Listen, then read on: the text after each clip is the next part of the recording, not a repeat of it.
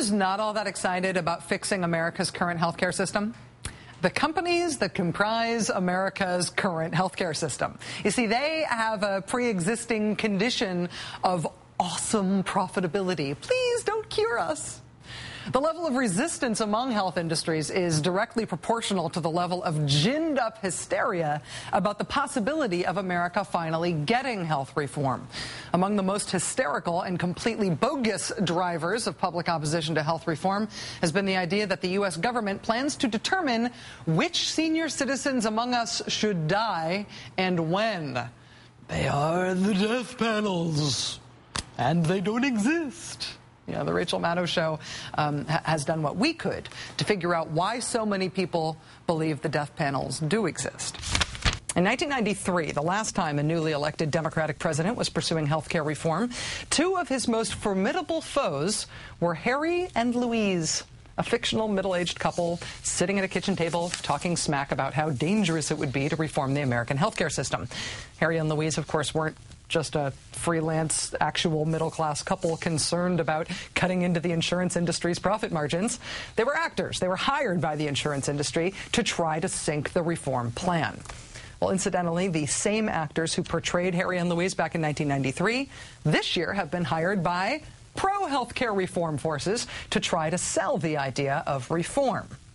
So the corporate interests opposed to changing the system they profit from so handsomely, and their allies in the conservative movement have found new actors to sit at a fictional kitchen table and talk smack about how dangerous it would be to reform healthcare this time.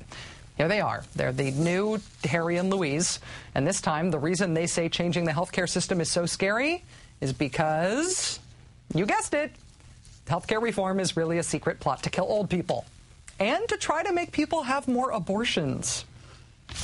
They won't pay for my surgery. What are we going to do? But honey, you can't live this way. And to think that Planned Parenthood is included in the government-run health care plan and spending tax dollars on abortions. They won't pay for my surgery, but we're forced to pay for abortions. Our greatest generation denied care. Our future generation denied life. Call your senator.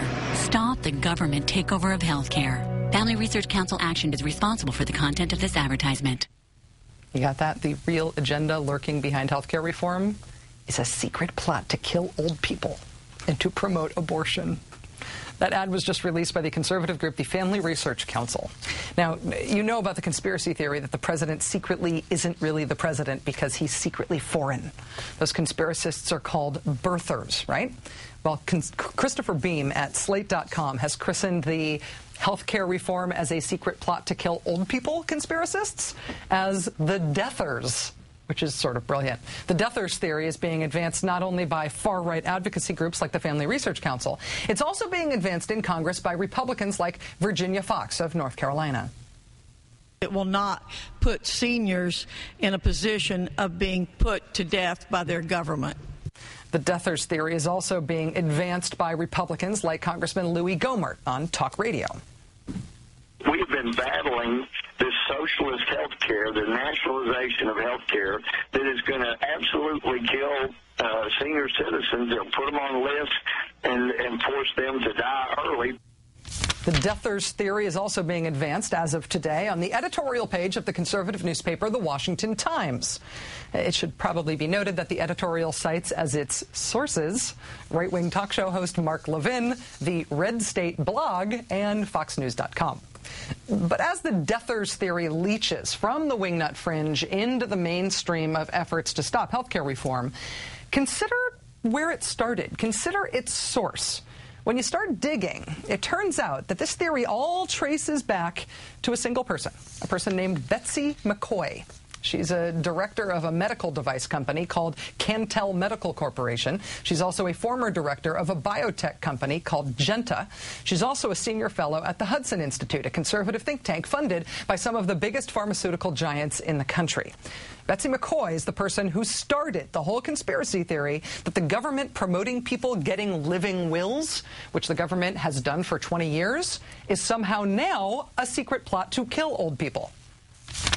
Congress would make it mandatory absolutely required that every 5 years, people in Medicare have a required counseling session that will tell them how to end their life sooner. Wrong. Not true. Not in the bill. Not there.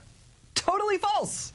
But nevertheless, Ms. McCoy has seeded that idea on the editorial page of the New York Post and in talk radio interviews with hosts like Fred Thompson. And that's been enough for it to take root on the right.